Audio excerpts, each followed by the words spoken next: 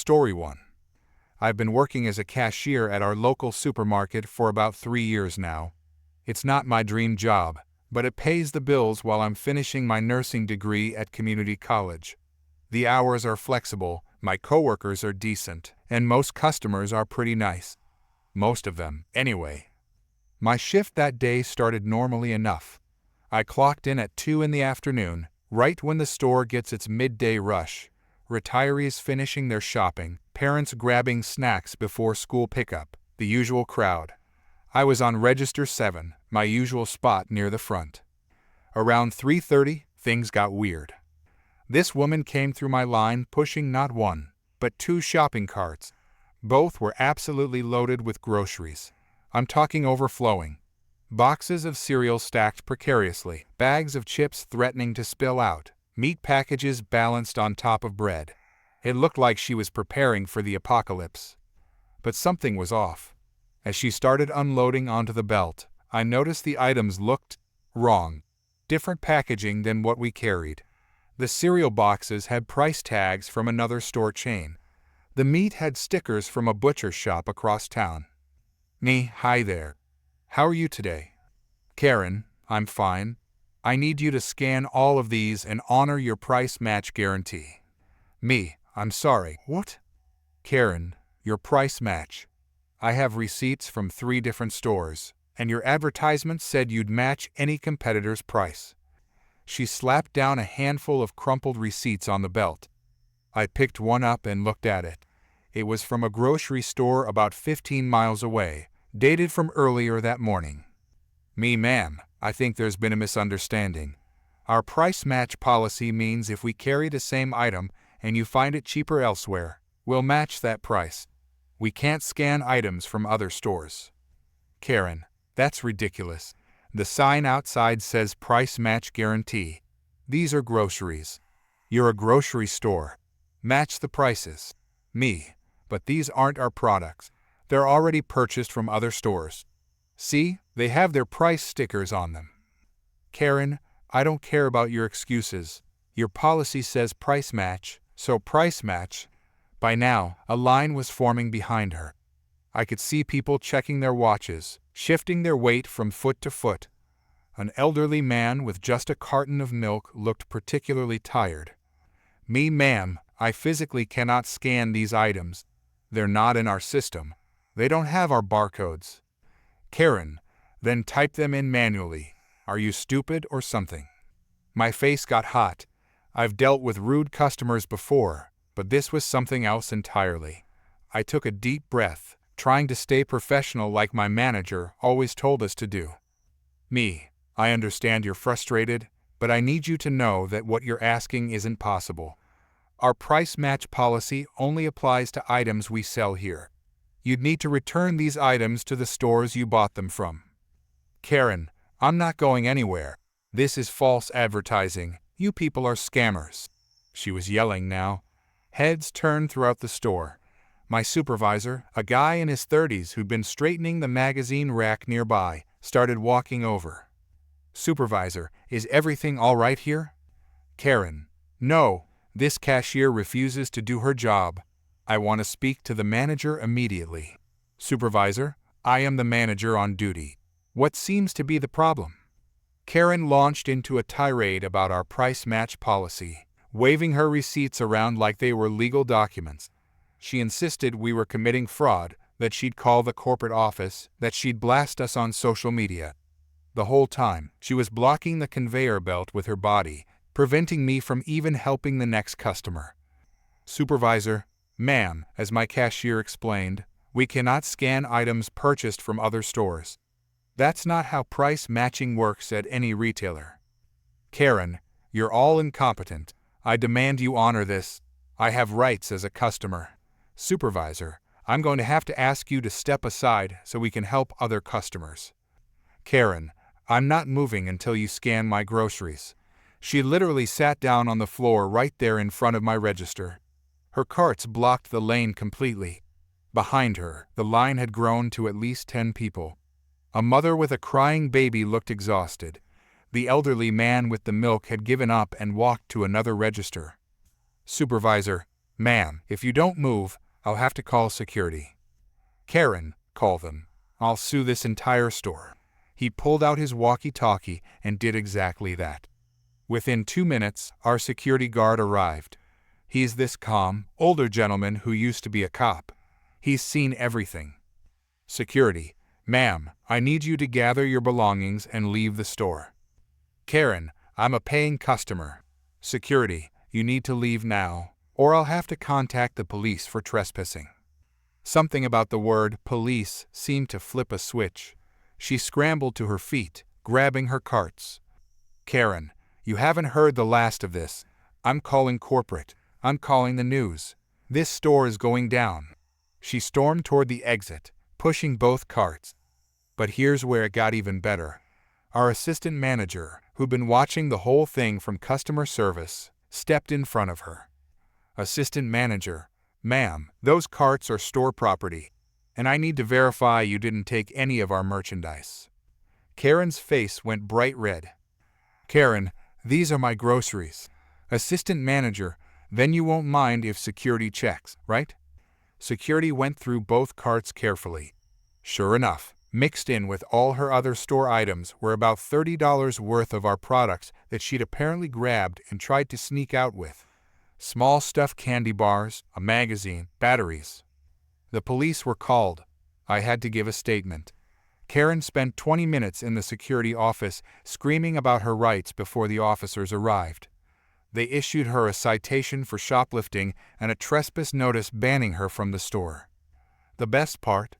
As they were walking her out, she was still clutching those receipts from the other stores, yelling about price matching. After she left, the supervisor authorized free cookies from our bakery for everyone who'd been stuck in my line. The elderly gentleman came back, got his milk scanned at my register, and slipped me a $20 bill as a tip. Customer, you handled that with real grace, young lady. I tried to refuse the tip, but he insisted. The rest of my shift was blissfully uneventful. My coworkers kept coming by to hear the story again. Sometimes I still think about that day. I wonder if she ever figured out how price matching actually works. Probably not. Story 2. Let me back up a bit. My husband and I had been planning this weekend getaway for months.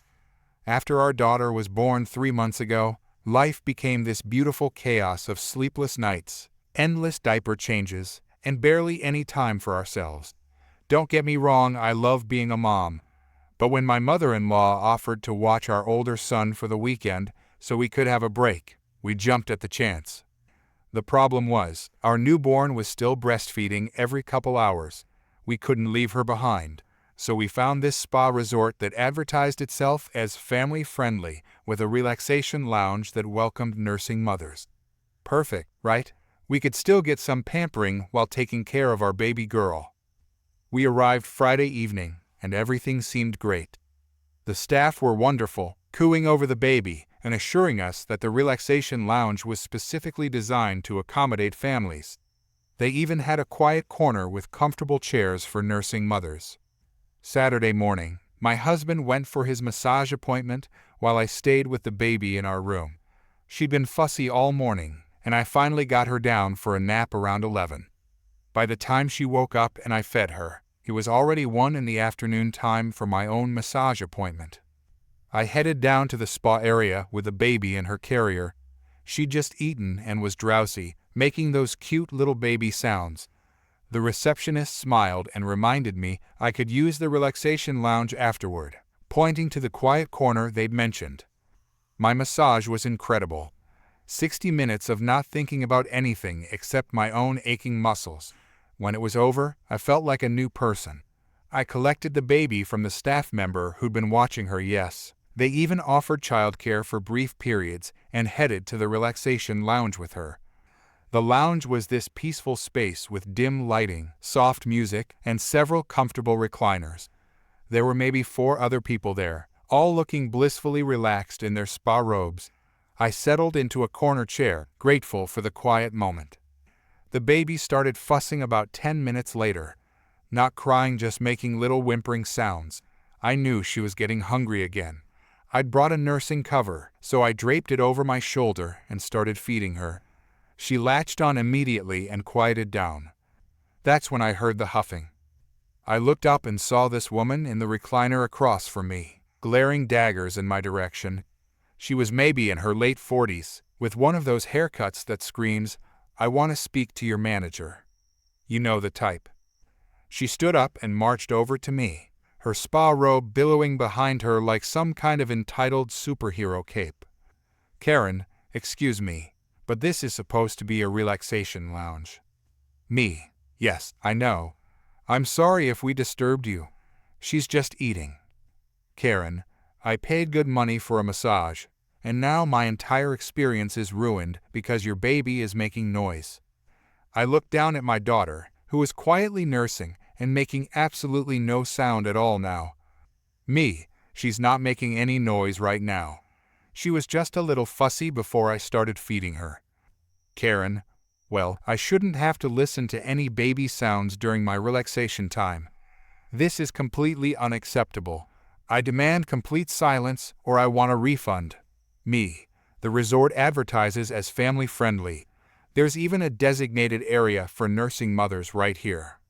"Karen, I don't care what they advertise. You're being selfish and inconsiderate. Some of us are trying to actually relax here." Her voice had gotten progressively louder during this exchange. Ironically, she was now the only one disturbing anyone's peace. The other guests were all staring at us, well, at her, really. A staff member hurried over, a young woman in the spa uniform. "Staff, is everything all right here?" "Karen, no, everything is not all right. This woman's screaming baby has completely ruined my post-massage relaxation. I paid over $200 for my treatment today, and I expect to actually be able to enjoy it." "Staff, ma'am, the baby isn't crying right now, and this area is designated for nursing mothers." "Karen, I don't care about your policies. I want complete silence, or I want my money back. Actually, I want both." The staff member looked at me with an apologetic expression, then back at the entitled woman. "Staff, ma'am, I'll need to speak with my manager. Please give me just one moment." She disappeared, and the woman stood there with her arms crossed, tapping her foot impatiently.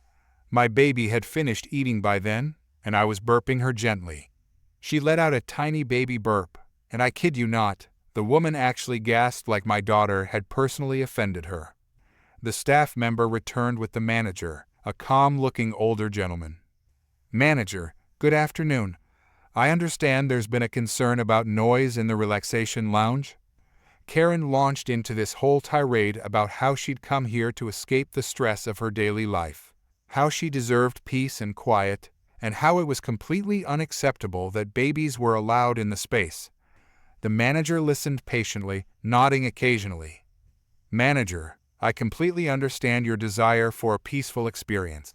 However, as we clearly state in our resort information, we are a family-friendly facility. The relaxation lounge does accommodate nursing mothers in this designated corner. That said, we want all our guests to feel comfortable." "Karen, finally, someone who gets it. So you'll remove her and give me a refund." Manager, "Actually, ma'am, I have a better solution. We have another relaxation area that will be absolutely perfect for your needs. It's much more private and secluded. Let me escort you there personally." The woman looked triumphant, shooting me a smug look as she gathered her things. "Karen, well, it's about time someone took my concerns seriously." She followed the manager out, and the staff member who'd stayed behind leaned down to me with a whisper and a grin. "Staff, he's taking her to the relaxation room next to the pool equipment area. It's technically a relaxation space, but it's right next to the pump room. Noisiest spot in the whole facility." I tried not to laugh as I adjusted my baby in my arms. The other guests in the lounge, who'd witnessed the whole thing, were all smiling and shaking their heads.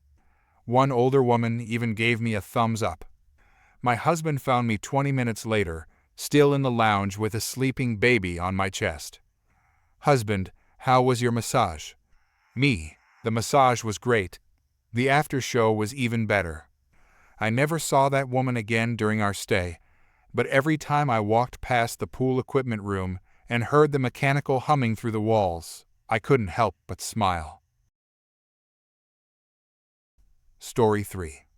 I've been going to the same Department of Motor Vehicles office for years now. It's this dingy building with fluorescent lights that buzz too loud and chairs that squeak when you sit down. The place always smells like old coffee and stress. I was there that day to renew my driver's license, which had expired 2 weeks earlier. My own fault for forgetting, really. I took my number from the machine when I walked in. B147. The screen above the counter showed they were currently serving B089. I did the mental math and sighed. At least an hour wait, probably more. I found a seat near the middle of the waiting area and settled in with my phone. The place was packed. Every seat was taken, and a few people stood along the walls. Everyone had that same glazed-over look you get when you're stuck somewhere you don't want to be. A baby cried somewhere behind me. Someone's phone kept ringing with the same annoying pop song over and over. About 20 minutes into my wait, she walked in. This woman strutted through the entrance like she owned the place. Designer purse, expensive sunglasses pushed up on her head, perfectly manicured nails. She didn't even glance at the number machine. She walked straight past it, heading directly for the service counter. "Karen, excuse me, I need assistance immediately." The clerk at window 3, a tired-looking woman in her 50s, barely looked up. "Clerk, you need to take a number and wait your turn, ma'am." "Karen, I don't think so. I have priority status." She reached into her purse and pulled out a laminated card, holding it up like it was a backstage pass to a sold-out concert. Even from my seat, I could see it had some kind of official-looking border and text. "Karen, see? VIP customer. I shouldn't have to wait with the common people." My eyebrows shot up. Common people. I looked around the waiting area. Everyone else had noticed too. The baby had even stopped crying. We all watched as this drama unfolded. "Clerk? Ma'am, the Department of Motor Vehicles doesn't have a VIP program. You need to take a number." "Karen, that's absurd. I paid good money for this membership. It says right here that I get priority service at all participating locations." She thrust the card closer to the window. The clerk squinted at it, then held out her hand. "Clerk, can I see that, please?" Karen, finally, someone with sense. She handed over the card with a smug smile. The clerk examined it for a moment, turning it over in her hands. Then she held it up to the light. Her expression changed from confusion to something that looked like she was trying very hard not to laugh. "Clerk, ma'am, this is a Costco membership card." The waiting area went dead silent for about 2 seconds.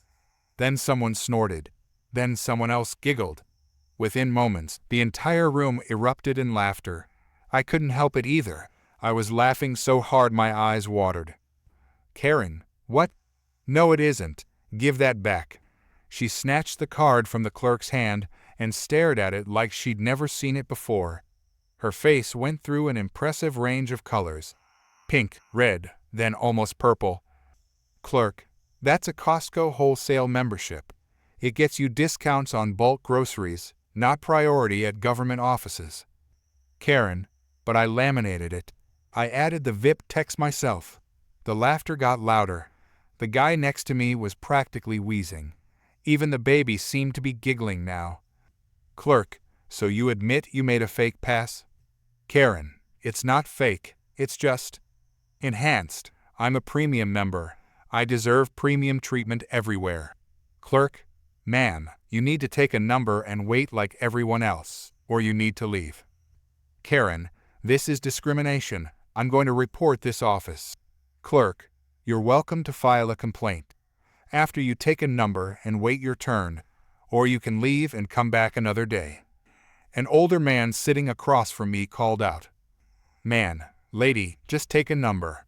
You're holding up everyone who actually followed the rules." Several people clapped. Karen looked around the room like she couldn't believe we were all against her. She clutched her laminated Costco card to her chest like it might protect her. "Karen, you're all sheep. None of you understand how the world works. Important people don't wait in lines. Woman behind me, then go be important somewhere else. More laughter. More clapping.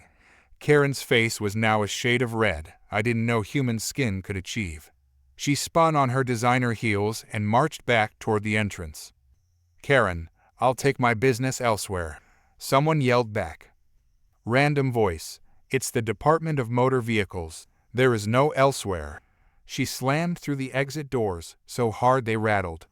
The moment she was gone, the entire waiting area burst into conversation. Everyone was talking about what just happened, laughing and shaking their heads. The tension that usually filled the room had completely lifted. People were actually smiling. The clerk at window 3 picked up her microphone.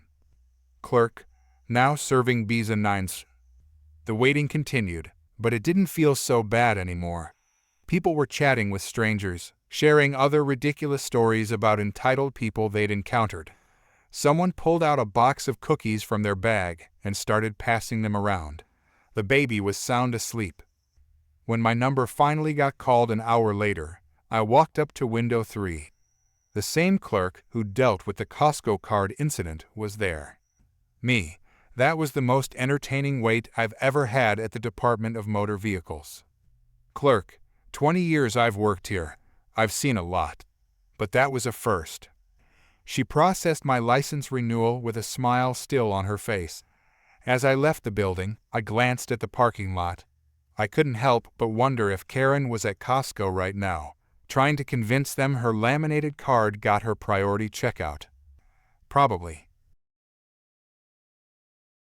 Story 4. I've worked at the Starlight Cinema for about 2 years now. It's my first job, I'm still in college, and honestly, it's pretty chill most of the time. Free movies, decent coworkers, and the smell of popcorn becomes normal after the first week.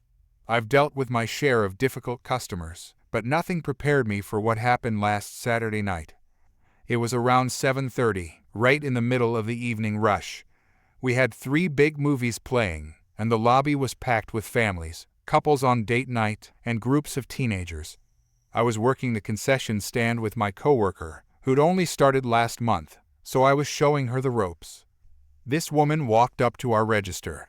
She was probably in her mid-40s, wearing expensive-looking sunglasses indoors and carrying a designer purse. She had that look, you know, the one where you can just tell someone's about to make your shift interesting. Me, hi. What can I get for you tonight? Karen, I want a small popcorn, and I want extra butter. Extra. Do you understand? Me, absolutely. 1 small popcorn with extra butter coming right up. I filled the small container, pumped a generous amount of butter over it, and handed it to her with a smile. Karen, this better be buttery enough. She paid and walked away toward the theaters. I looked at my coworker and shrugged. Weird comment, but whatever. We had a line of customers waiting. About 40 minutes later, the woman came storming back to the counter. She was holding the small popcorn container, which looked mostly empty, maybe a handful of kernels left at the bottom. Karen, I need to speak to whoever's in charge here. Me. I'm the senior staff member at the counter right now. How can I help you? Karen, this popcorn is disgusting. It's not buttery enough.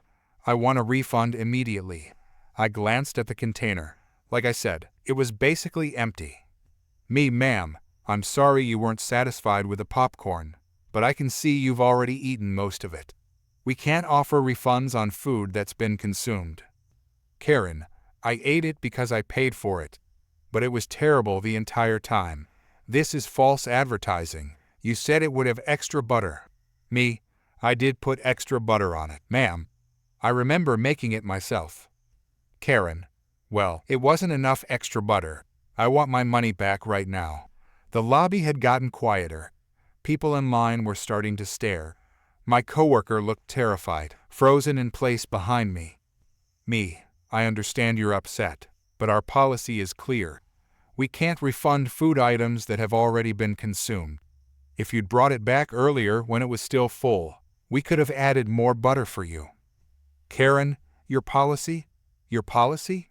Do you know how much money I spend at this theater? I come here all the time.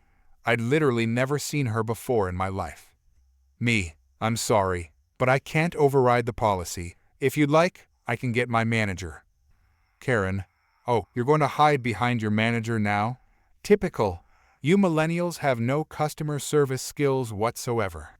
I'm actually Gen Z, but this didn't seem like the time to correct her. That's when she did it. She turned the popcorn container upside down and dumped the remaining popcorn all over our counter. Kernels scattered everywhere on the register, on the floor, on the candy display. Some of it even bounced into the popcorn machine area. Karen, there, now it's empty, so now you can give me my refund. The entire lobby went silent. Even the kids stopped running around. Everyone was staring at this woman who'd just thrown a tantrum that would make a toddler proud. I stood there, blinking, trying to process what had just happened. My coworker's mouth was literally hanging open. Before I could say anything, I heard footsteps behind me. My manager had emerged from the back office. He must have heard the commotion. Manager, what seems to be the problem here? Karen spun around to face him, pointing at me dramatically. Karen, your employee refused to give me a refund on defective popcorn. And now look at this mess. This is a health hazard. I could sue. My manager looked at the popcorn scattered across the counter, then at the empty container in her hand, then at her face. His expression remained completely neutral. Manager, ma'am, I saw what just happened on our security cameras. You deliberately dumped that popcorn on our counter. Karen, because she refused to help me. This is outrageous customer service. Manager, you ate approximately 3/4 of the popcorn before returning to complain. Then, when my employee correctly informed you of our refund policy, you vandalized our concession stand. Karen, vandalized? This is ridiculous. I want corporate's number. I'm going to have all of you fired. My manager walked calmly to our supply closet and pulled out a broom and dustpan. He walked back and held them out to her. Manager, here you go. Karen, what is this? Manager, you made the mess. You can clean it up.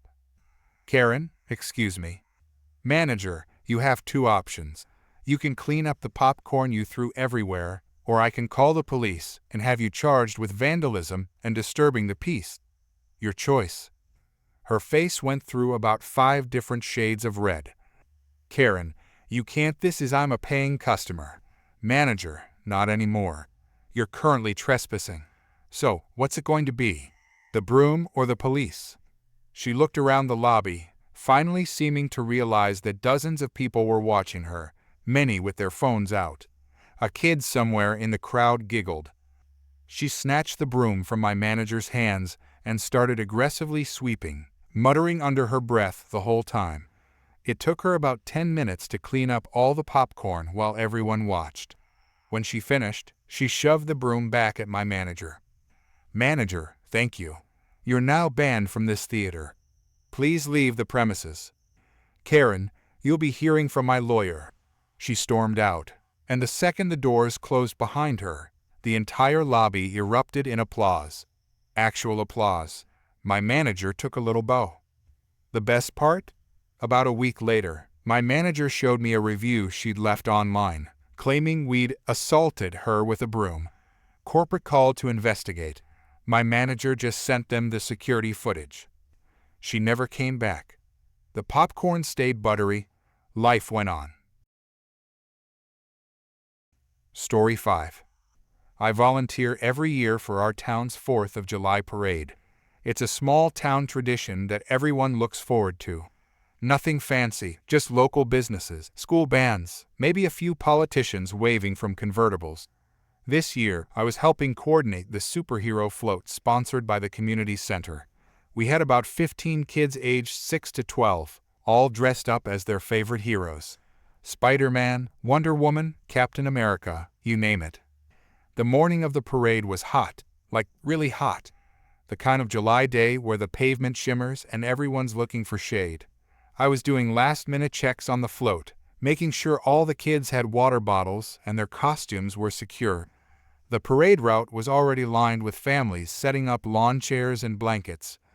We were about 10 minutes from start time when she appeared. This woman came strutting down the blocked-off street, wearing a massive sun hat with fake flowers, a string of pearls that looked like they cost more than my car, and a flowing white dress. She looked like she was headed to a garden party at Buckingham Palace, not a small-town 4th of July parade. She walked right up to our float, ignoring the authorized personnel-only signs and the volunteers trying to keep the staging area clear. "Karen, excuse me. I need to speak with whoever is in charge." I wiped sweat off my forehead and turned around. "Me, that would be me. Can I help you?" "Karen, yes. I need to be on this float." I blinked at her, waiting for the punchline. There wasn't one. She was serious. "Me, I'm sorry, what?" "Karen, this float needs someone with actual presence, someone photogenic, someone who looks like royalty." She gestured at herself like she was presenting evidence in court. Behind me, I heard one of the other volunteers snort. "Me, ma'am, this is the community center's superhero float. It's for the kids. They've been practicing for weeks." "Karen, exactly. It's for the community. And I am a very prominent member of this community. My husband is a dentist. We have a timeshare in Florida. People know who I am." "Me, that's great. But all the spots on the float are taken by children who signed up months ago." She stepped closer to the float, eyeing the kids like she was inspecting produce at the grocery store. The children had stopped their excited chatter and were watching this weird interaction with confused faces. "Karen, well, surely you can replace one of the less photogenic ones. That child there, for instance."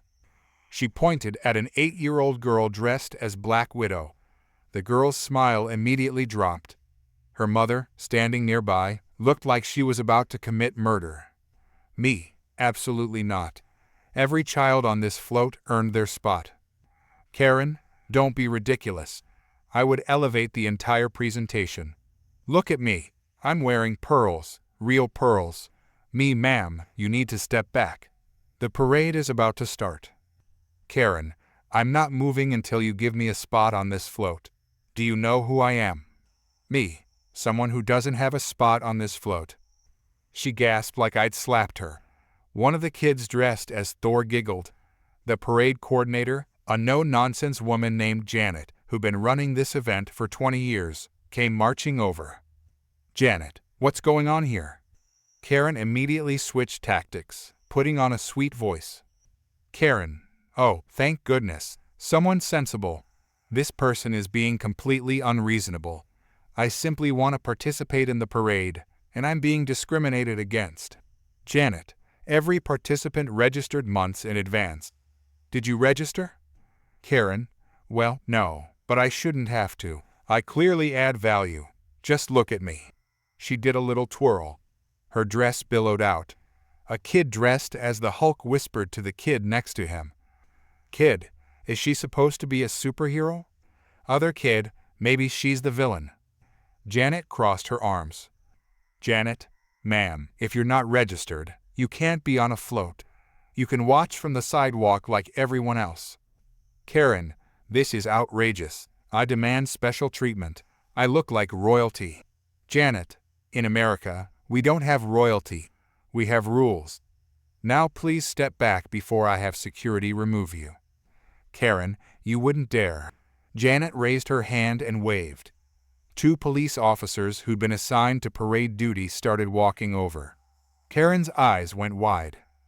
"Karen, fine, fine, but I'm still participating in this parade." She stomped over to the barricade lining the parade route and positioned herself right at the front, shoving past a family with toddlers. The mother looked annoyed but moved to keep the peace. The parade started. Our float rolled down Main Street with kids waving and throwing candy to the crowd. They were adorable, energetic, and having the time of their lives. The crowds cheered and clapped. And there was Karen, standing at the barricade, waving like she was actually part of the parade. Her hand went back and forth in this exaggerated royal wave. She blew kisses. She posed whenever she saw someone with a camera, even though they were clearly taking pictures of the actual floats. The family she'd shoved past rolled their eyes. Other spectators gave her confused looks. Kids reaching for candy had to work around her as she refused to move from her spot. But here's the best part. About halfway through the parade route, a water truck came by to spray down the crowd on the hot day. It's a tradition. Everyone knows it's coming. Everyone except Karen, apparently. She was mid-wave, pearls gleaming in the sun, when the spray hit her directly. Her hat flew off. Her dress got soaked. Her makeup ran down her face in streaky rivers. She screamed and tried to duck, but she was pressed against a barricade with nowhere to go. The crowd around her scattered, laughing. Kids squealed with delight at the water. Karen stood there dripping, looking like a very angry, very wet cat. Someone in the crowd yelled out, "Random person, looking real royal now." The laughter spread. Even the police officers were grinning. Karen grabbed her soggy hat from the ground and stormed off, leaving wet footprints on the pavement. Our float continued on. The kids waved and smiled. The crowd cheered. It was perfect. After the parade, the little girl who'd been pointed out earlier came up to me. "Girl, was that lady a supervillain?" "Me, you know what? I think she might have been." "Girl, we defeated her with teamwork." She high-fived the kid dressed as Thor. They ran off to get snow cones, their costumes slightly wrinkled, but their spirits high. Best parade ever.